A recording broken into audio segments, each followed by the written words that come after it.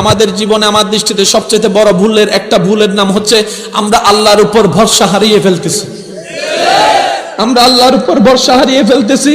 আমরা আল্লাহকে মহব্বত করার মতো, নবীকে মহব্বত করার মতো করতে জানি না, অনুভব করার মতো করতে জানি না, ডাকার মতো ডাকতে জানি না।